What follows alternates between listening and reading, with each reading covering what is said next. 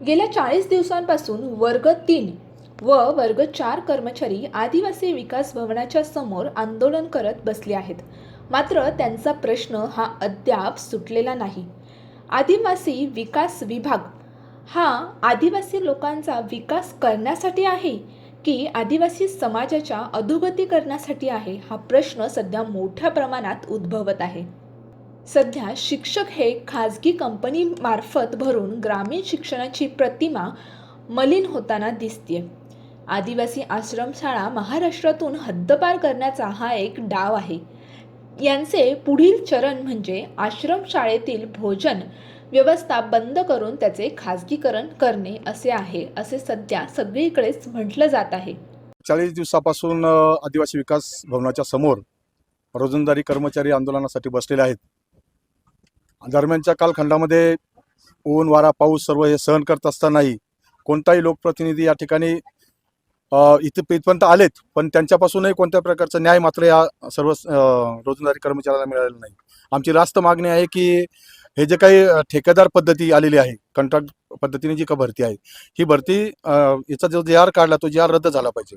खरं तर गेल्या 40 दिवसापूर्वी आम्ही महोदय राज्यपालांची भेट घेतली आणि राज्यपालांना असं सांगितलं की तुम्ही जो हा का जी आर काढलाय, सरकारने जो काय जी आर काढला कंत्राटी पद्धतीने शिक्षक भरण्याचा, त्यावेळेस आम्ही राज्यपालांना असं सांगितलं की कॉर्पोरेशनच्या स्कूल आहेत, जिल्हा परिषदेच्या स्कूल आहे, स्थानिक स्वराज्य संस्थेच्या स्कूल आहेत, या सर्व ठिकाणी अधिकृत भरती केली जाते आणि जिथे रोजंदारीचा प्रश्न रोजंदारी पद्धतीने शिक्षक भरले जात नाही, पण एकमेव फक्त आदिवासी विकास भवनच का की ज्या ठिकाणी रोजंदारी पद्धतीने आपण शिक्षक भरती करतात. आमच्यावर काही प्रयोग करता की काय?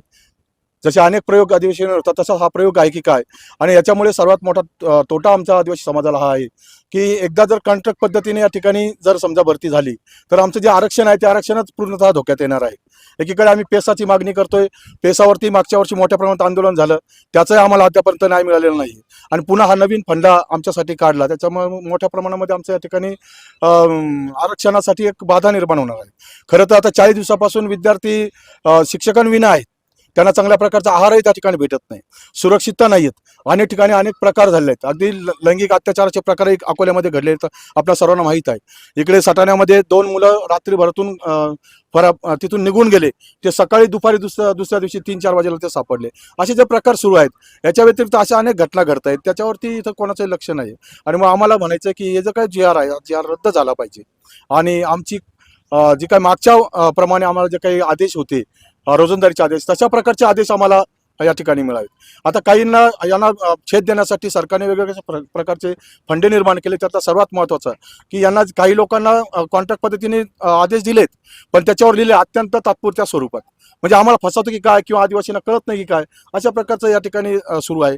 काल परवा पुन्हा बायोस्रोतच्या द्वारे काही बांधवांना आदेश दिलेले आहेत की तुम्ही रुजू व्हा, तुम्हाला अशा प्रकारचा आदेश आहे. तो आदेशही तात्पुरत्या स्वरूपात आहे आणि तो कुणीही स्वीकारला नाही. साधारणतः 350 बांधवांना आदेश दिलेत बायोस्रोतने संस्थेच्या मार्फत, आणि ते आदेश दिल्यानंतर आमचं कोणी बी स्वीकारलं नाही. आणि याचं सर्वांचं एक ठाम मत आहे की आम्ही कोणी ते स्वीकार नाही जोपर्यंत हा जी आर रद्द होणार नाही. आता तुमच्या संघटनेची सगळ्याची मीटिंग झाली, पुढची भूमिका काय आपली?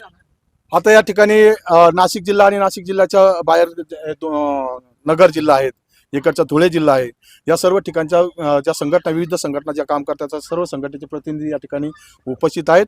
आणि त्याचं कारण असं आहे की गेल्या अनेक 40 वर्षातही कोणी जर याच्यावर निर्णय होत नाही तर मग सर्व संघटना या ठिकाणी एकवटलेल्या आहेत. संघटनाच नाही तर लोकप्रतिनिधींना, सर्व लोकप्रतिनिधींना भेट घेतली. आमदार बोरसे साहेबांची भेट झाली, लामटे साहेबांची भेट झाली आहे, नितीन पवारांची भेट झाली, झिरवळ साहेबांची यापूर्वी अनेक वेळा भेट झालीच आहे, खोसकर साहेबांची भेट झाली. आणि जे स्थानिक नगरसेवक आहेत, इथल्या रंजनाताई भानसे मॅडम आहेत, माजी महापौर, या सर्व या परिसरात जेवढे लोकप्रतिनिधी आहेत, विविध पक्षाचे लोकप्रतिनिधी, या विविध पक्षाच्या लोकप्रतिनिधींची भेट झाली आणि त्यांचंही या ठिकाणी सपोर्ट या सर्व मोर्चाला आहे. आम्ही सर्व संघटना मिळून या ठिकाणी एक दिलाने या ठिकाणी काम करणार आहोत, कारण आम्हाला न्याय हवा आहे. हे जे आंदोलन आहे हे उलगलान जन आक्रोश मोर्चाच्या नावाने हे आंदोलन होणार आहे. इथे पालघर, धुळे, नंदुरबार, त्याच्यानंतर जळगाव, नगर, नाशिक या सर्व ठिकाणचे बांधव, ज्याप्रमाणे मागच्या वेळेस आम्ही मोर्चा या ठिकाणी काढला होता, त्याच्यापेक्षाही भव्य मोर्चा आम्हाला या ठिकाणी काढण्याची आवश्यकता आहे. कारण कारण त्याच्याशिवाय पर्याय राहिला नाही. मागच्या वेळेसही आम्हाला फसवलं गेलेलं आहे. जरी आमचा पेसाच्या संदर्भात मोर्चा होता, याच्यामध्ये पेसा हा पण मुद्दा आम्ही या ठिकाणी घेतलेला आहे. आमचे विविध घेतलेले आणि सर्वात महत्त्वाचं म्हणजे आम्हाला सरकारला हे सांगणं आहे की आमच्याकडे जे कॉन्ट्रॅक्ट पद्धतीने शिक्षक भरणार आहे त्याच्यावरती कंट्रोल कुणाचं राहणार आहे, शासनाचं राहणार आहे की त्या ठेकेदाराचं राहणार आहे. कारण आपला मोर्चा केव्हा राहणार आहे आणि किती वाजता राहणार? आमचा मोर्चा येत्या 25 तारखेला सोमवारी मोर्चा राहणार, तो तपोवनामधून निघणार आहे आणि त्याचा मार्ग आम्ही या ठिकाणी निश्चित केला आहे. पंचवटी तपोवन पंचवटी आणि मधला मार्ग तो या ठिकाणी आदिवासी विकास भवनच्या मोर्चा. तसेच येत्या 25 तारखेला समस्त आदिवासी बांधव तसेच शिक्षक मोठ्या प्रमाणात नाशिक तपोवन परिसरातून ते आदिवासी विकास भवन समोर भव्य विराट जन आक्रोश उलगुलान मोर्चा काढणार आहे. यावेळी अशोक बागुल, प्रभाकर फसाळे, विकी मुंचे, राजाभाऊ वागले, चिंतामण गायकवाड, सोनू गायकवाड, किसन ठाकरे, सर्जेराव भारमल, सचिन राऊत, अनिल गबाळे तसेच 12 आदिवासी संघटनेचे पदाधिकारी उपस्थित होते.